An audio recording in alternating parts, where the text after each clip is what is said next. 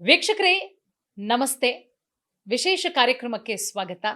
ನಾನು ಪೂರ್ಣಿಮಾ.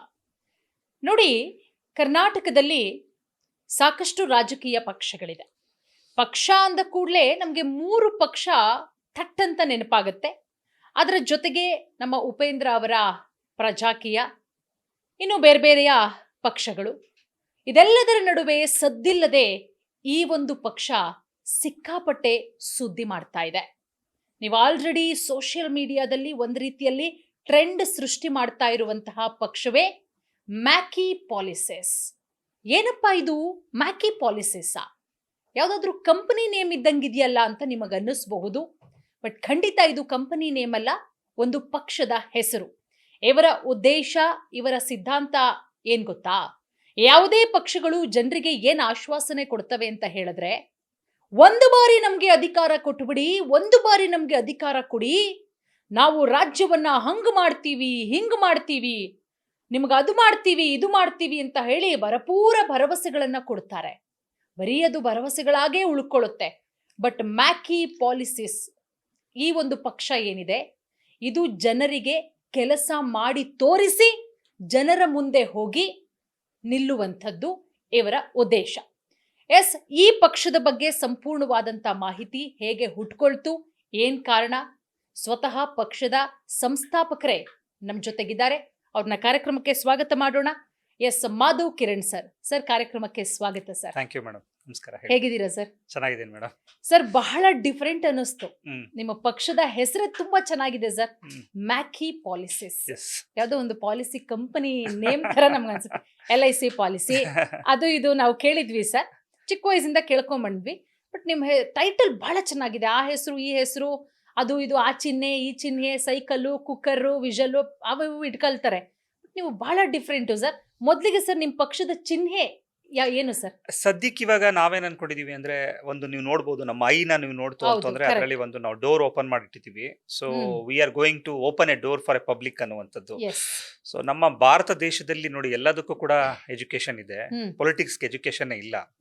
ಪೊಲಿಟಿಕ್ಸ್ ನ ಕಲಿಬೇಕು ಅಂದ್ರೆ ಆತ PUC ಮುಗಿಸ್ಕೊಂಡು ಮುಂದಕ್ಕೆ ಹೋಗ್ಬೇಕು. ಅಂದ್ರೆ ಡಿಗ್ರಿಲಿ ಮಾತ್ರ ಅವ್ನು ಕಲಿಯಕ್ಕಾಗತ್ತೆ. ಅಂದ್ರೆ ಸಾಮಾನ್ಯ ವ್ಯಕ್ತಿಗಳು 10ನೇ ಕ್ಲಾಸಲ್ಲಿ ಮುಗ್ದೋಯ್ತು ಅಂದ್ರೆ ಅವ್ರ ಕೆಲಸ, ಅವ್ರ ಪೊಲಿಟಿಕ್ಸ್ ಬಗ್ಗೆ ನಾಲೆಡ್ಜೇ ಬರಲ್ಲ. ಒನ್ಸ್ ನಾಲೆಡ್ಜ್ ಬಂದಿಲ್ಲ ಅಂತ ಹೇಳಿದಾಗ ಅವ್ನಿಗೆ ಏನು ಕೆಲಸ ಮಾಡ್ಲಿಕ್ಕಾಗಲ್ಲ. ಈಗ ಒಂದು ಆರ್ಮಿಗೆ ಹೋಗ್ಬೇಕು ಅಂದ್ರೆ, ಒಂದು ಇನ್ಸ್ಪೆಕ್ಟರ್ ಆಗ್ಬೇಕು ಅಂದ್ರೆ, ಡಾಕ್ಟರ್ ಆಗ್ಬೇಕು ಅಂದ್ರೆ, ಅವ್ರೆಲ್ಲರಿಗೂ ಕೂಡ ಒಂದು ಟ್ರೈನಿಂಗ್ ಪ್ರೊಸೆಸ್ ಅಂತ ಇರುತ್ತೆ. ಬಟ್ ಪೊಲಿಟಿಕ್ಸ್ಗೆ ಎಲ್ಲೂ ಕೂಡ ಇಲ್ಲ. ಸೊ ಇದನ್ನ ಮನಗಂಡು ನಾವು ಸತತವಾಗಿ 9 ವರ್ಷದಿಂದನೂ ಕೂಡ ಇದಕ್ಕೆ ಒಂದು ಕಾರ್ಯರೂಪ ತರಬೇಕು ಅಂತ, ಒಂದು ಪಾಲಿಸಿಸ್ ಅಂದ್ರೆ ಪೊಲಿಟಿಕಲ್ ಸಿಸ್ಟಮ್ ತರಬೇಕು ಅಂತ. ಸೊ ನಮ್ಮ ಗ್ರೂಪ್ ಆಫ್ ಕಂಪ್ನಿ ಹೆಸರು ಮ್ಯಾಕಿಸ್ ಗ್ರೂಪ್ ಆಫ್ ಕಂಪ್ನೀಸ್ ಅಂತ. ಸೊ ಅದರ ಫುಲ್ ಫಾರ್ಮ್ ಏನಪ್ಪಾ ಅಂದ್ರೆ, manifesto for A clear Indian system ಅಂತ ಇತ್ತು. ಸೊ ಅದಕ್ಕೆ ನಾವೀಗ ಅಡಿಷನ್ ಆಗಿ manifesto for A clear Indian political system ಅಂತ ಮಾಡಿದೀವಿ. ಅದೇ ಮ್ಯಾಕಿ ಪಾಲಿಸಿಸ್. Exactly sir. ಹೆಸರಲ್ಲೇ ನೀವು ಜನರನ್ನ ಇಂಪ್ರೆಸ್ ಮಾಡಿಬಿಟ್ರೆ, ಆ ಹೆಸರು, ಈ ಹೆಸರು, ಏನೇನೋ ಹೆಸರುಗಳು ಇಟ್ಕೊಂಡು ಬೇಕಾದಷ್ಟು ಪಕ್ಷಗಳಿದೆ. ನಮ್ಮ ಕರ್ನಾಟಕದ ಬಗ್ಗೆ ನಾನು ಮಾತನಾಡೋದಕ್ಕೂ ಅಲ್ಲ, ಎಲ್ಲಾ ರಾಜ್ಯದಲ್ಲೂ ಕೂಡ ಇವಾಗ ಅತಿಶಯೋಕ್ತಿ ಅಂತ ಅನ್ನೋದಲ್ಲ. ಈಗ ವಿಜಯ್ ಸರ್ ಅವ್ರದ್ದು TVK ಅಂತಾನೆ ಆಗಿದೆ. ನನಗೆ ಆ 3 ಸ್ಪೆಲ್ಲಿಂಗ್ ಬರಬಾರ್ದು ಅಂತ ಅನ್ಬಿಟ್ಟೆ ನಾವು ತುಂಬಾ ಯೋಚನೆ ಮಾಡಿದ್ದು. ಎಲ್ಲರೂ AAP ಅಂತ ಹೇಳ್ತಾರೆ, BJP ಅಂತ ಹೇಳ್ತಾರೆ, ಅಥವಾ JDS ಅಂತ ಹೇಳ್ತಾರೆ, TVK, DMK ಅಂತ. ಸೊ ನಮ್ಗೆ ಇದು ಬೇಡ, ಈ ಟ್ರೆಂಡ್ ನ ಒಂದ್ ಸ್ವಲ್ಪ ಚೇಂಜ್ ಮಾಡೋಣ, ಒಂದು ಎರಡು ಪದದಲ್ಲಿ ಹೋಗೋಣ ಅಂತ ಅನ್ಬಿಟ್ಟೆನೆ ಮ್ಯಾಕಿ ಪಾಲಿಸಿಸ್ ಅಂತ ಬಂದು. ಎಸ್ ಸರ್, ಖಂಡಿತ. ನೀವು ಹೇಳಿದ್ರಿ, ಮಾತಾಡ್ತಾ ನಾನೇ ಕೇಳೋಣ ಅನ್ಕೊಂಡೆ. ಸರ್, ಎಷ್ಟು ವರ್ಷ ಆಯ್ತು ಸರ್ ನಿಮ್ಮ ಪಕ್ಷ ಸ್ಥಾಪನೆ ಮಾಡಿ ಅಂತ ಹೇಳಿ? ನೀವು ಹೇಳಿದ್ರೆ 9 ವರ್ಷಗಳಾಯ್ತು ಅಂತ ಹೇಳಿ. ಸೊ 9 ವರ್ಷಗಳಲ್ಲಿ ಸರ್ ನಾನು ಏನು ಮಾಡಿದ್ರಿ, ಇದನ್ನ ನಾವು ಕೇಳಲೇಬೇಕು. ಯಾಕಂದ್ರೆ ನಿಮ್ಮ ಧ್ಯೇಯ, ನಿಮ್ಮ ಉದ್ದೇಶ ಪ್ರತಿಯೊಬ್ರು ಕೂಡ ಹೇಳ್ತಾರೆ, ಒಂದು ಬಾರಿ ನಮ್ಗೆ ಅವಕಾಶ ಕೊಡಿ, ಒಂದು ಬಾರಿ ನಮ್ಗೆ ಅವಕಾಶ ಕೊಡಿ. ಬಟ್ ನೀವು ನಮ್ಗೆ ಆಲ್ರೆಡಿ ನೀವು ಅವಕಾಶ ಕೊಟ್ಟಾಗ್ಬಿಟ್ಟಿದೆ, ಜನರಿಗೆ ಕೆಲಸ ಮಾಡಿ ತೋರಿಸಿ ನಾವು ನಿಮ್ಮ ಮನೆ ಬಾಗ್ಲಿಗೆ ಬರ್ತೀವಿ ಅಂತ ಹೇಳಿ. ಸೊ ಹಾಗಾಗಿ ಏನೆಲ್ಲ ಕೆಲಸಗಳಾಗ್ತಾ ಇದೆ? ಆಕ್ಚುಲಿ ನನ್ಗೆ ರಾಜಕೀಯ ಬಗ್ಗೆ ನಿಜವಾಗ್ಲೂ ನನ್ಗೆ ರಾಜಕೀಯ ಅಂದ್ರೆ ಏನು ಅಂತ ಗೊತ್ತಿರ್ಲಿಲ್ಲ ಮೇಡಮ್. ನಾನೊಬ್ಬ ಬಿಸ್ನೆಸ್ ಮ್ಯಾನು. ನನ್ನ ಪಾಡಗ್ ನನ್ನ ಬಿಸ್ನೆಸ್ ನಡ್ಕೊಂಡು ಹೋಗ್ತಾ ಇತ್ತು. ಆಫ್ಟರ್ ಡಿಮಾನಿಟೈಸೇಷನ್ ನಾನು ವಾಪಸ್ ನನ್ನ ಊರಿಗೆ ಹೋಗ್ತೀನಿ. ನನ್ನ ಹುಟ್ಟೂರು ಬಂದು ಮಳವಳ್ಳಿ ಅಂತ, ಮಂಡ್ಯ ಜಿಲ್ಲೆ ಮಳವಳ್ಳಿ ತಾಲೂಕು. ಮಳವಳ್ಳಿನೇ, ಹೌದೌದು, ನಮ್ಮ ಮಂಡ್ಯದವರೇನೆ. ಸೊ ಅಲ್ಲಿ ನಾನು ಹೋದಾಗ ಅವಾಗ ರಿಯಾಲಿಟಿ ನೋಡ್ತೀನಿ, ಅಲ್ಲಿರುವಂತ ತೊಂದರೆಗಳು, ಇದನ್ನೆಲ್ಲ ನೋಡಿದಾಗ ನನಗನ್ಸಿದ್ದೇನಪ್ಪ ಅಂದ್ರೆ, ಯಾಕೆ ಇಷ್ಟೊಂದು ದುಸ್ಥಿತಿನಲ್ಲಿದೆ, ನಾವೆಲ್ಲ ಅಷ್ಟು ಲ್ಯಾವಿಶ್ ಆಗಿ ಬದುಕ್ತಾ ಇದೀವಿ ಬ್ಯಾಂಗ್ಳೂರಲ್ಲಿ, ಇಲ್ಲಿರೋರ್ಗೆ ಯಾಕೆ ಅಟ್ಲೀಸ್ಟ್ ಎಂಪ್ಲಾಯ್ಮೆಂಟು ಇಲ್ಲ ಅಂತ ಅಂದ್ಬಿಟ್ಟು ನಾವು ಒಂದು ಬಿಸ್ನೆಸ್ ಅಲ್ಲಿ ಒಂದು ಮಾಡೆಲ್ಲ ಮಾಡ್ಕೊಡ್ತೀವಿ ಮೇಡಮ್. ಒಬ್ಬ ಬದುಕುದಕ್ಕೆ ಅಂತ ಕೆಲಸ ಮಾಡ್ತಿರ್ತಾನೆ. ಅಂದ್ರೆ ತಾನು ಬದುಕಬೇಕು, ಅದಕ್ಕೋಸ್ಕರ ದಿನನಿತ್ಯ ಕೆಲಸ ಮಾಡಬೇಕು ಅಂತ. ಒಬ್ಬ ನಾನು ಬದುಕಿದ್ದೀನಿ 4 ಜನರ ತರ ಬದುಕಬೇಕು ಅಂತ ಕೆಲಸ ಮಾಡ್ತಿರ್ತಾನೆ. ಇನ್ನೊಬ್ಬ ನಾನು 4 ಜನ ತರನೂ ಬದುಕ್ತಾ ಇದ್ದೀನಿ, ಆಯ್ಕೆ ಬದುಕನ್ನು ಬದುಕಬೇಕು ಅಂತಾನೆ. ಇನ್ನೊಬ್ಬ ಲ್ಯಾವಿಶ್ ಆಗಿ ಬದುಕಬೇಕು ಅಂತಾನೆ. ಸೊ ಈ 4 ವರ್ಗದಲ್ಲಿ ಒಂದು ವರ್ಗ, ಕೊನೆ ವರ್ಗ ಅಲ್ಲೆಲ್ಲ ಇದೆ ಎಲ್ಲ ಕಡೆನೂ. ನಾನು ಇದು ನಮ್ಮೂರು ಮಾತ್ರ ಈ ತರನ ಅಥವಾ ಎಲ್ಲ ಕಡೆನೂ ಹೀಗ ಅಂತ ಅಂದ್ಬಿಟ್ಟು ನಾನು 2017 ಒಂದು ಪರ್ಯಟನೆ ಮಾಡ್ತೀನಿ. ಅಂದ್ರೆ ಸುಮ್ಮನೆ ಶುರು ಮಾಡ್ತೀನಿ ನಾನು. ನನ್ನ ಹತ್ರ ಒಂದು ಕಾರ್ ಇರುತ್ತೆ, XUV500 ಕಾರ್ ಇರುತ್ತೆ, ಅದು ತೊಗೊಂಡು ಹೋಗ್ತೀನಿ. ನಮ್ಮೂರು ನೋಡ್ತೀನಿ, ಪಕ್ಕದೂರು ನೋಡ್ತೀನಿ, ಅದು ನೋಡ್ತೀನಿ. ಎಲ್ಲ ಕಡೆನೂ ವ್ಯವಸಾಯ ಭೂಮಿ ಹಾಗೆ ಬಿದ್ದಿದೆ, ಎಂಪ್ಲಾಯ್ಮೆಂಟ್ ಇಲ್ಲ, ಎಲ್ಲ ಕಡೆನೂ ತುಂಬ ಇದ್ದಿದೆ. ಇದನ್ನೆಲ್ಲ ನೋಡಿದಾಗ, ಇದ್ರ ಬಗ್ಗೆ ಸ್ಟಡಿ ಮಾಡಿದಾಗ ಪೊಲಿಟಿಕಲ್ ಸಿಸ್ಟಮ್ ಇಲ್ಲದಿಂದ ಪ್ರಾಬ್ಲಮ್ ಆಗ್ತಿದೆ, ಅಗ್ರಿಕಲ್ಚರ್ನ ಕರೆಕ್ಟಾಗಿ ಸದುಪಯೋಗ ಪಡಿಸ್ಕೊಳ್ತಿಲ್ಲ. ದೆನ್ ರಿಸರ್ಚ್ ಮಾಡಿದಾಗ ನಂಗೆ ಗೊತ್ತಾಗುತ್ತೆ 68% ಆಫ್ ಅಗ್ರಿಕಲ್ಚರ್ ಲ್ಯಾಂಡ್ ಅನ್ಯೂಸ್ ಆಗಿದೆ. ಸೊ ಇದನ್ನ ಯೂಸ್ ಮಾಡ್ತು ಅಂತಂದರೆ, ನಾನು ಅವಾಗ ಒಂದು ಪುಸ್ತಕ ಬರೀತೀನಿ ಮೇಡಮ್, ಅದಿನ್ನೂ ರಿಲೀಸ್ ಮಾಡಿಲ್ಲ. ನಾನು ನೆಕ್ಸ್ಟ್ ಇಯರ್ ಅದನ್ನು ಪ್ರೂವ್ ಮಾಡಿ ರಿಲೀಸ್ ಮಾಡಬೇಕು ಅಂತ ಅದನ್ನು ಹಾಗೆ ಇಟ್ಕೊಂಡಿದ್ದೀನಿ.